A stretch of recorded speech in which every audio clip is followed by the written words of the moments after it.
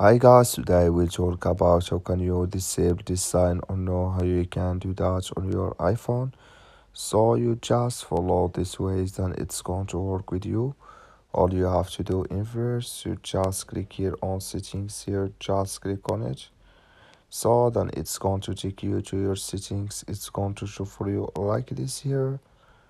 So then you go down, just keep going down here.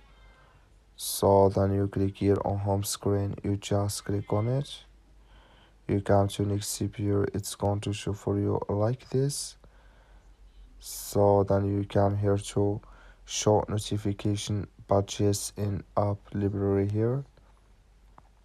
Click in this sign or this color. Like you see here, color it's gone. That's mean it's disabled with us now.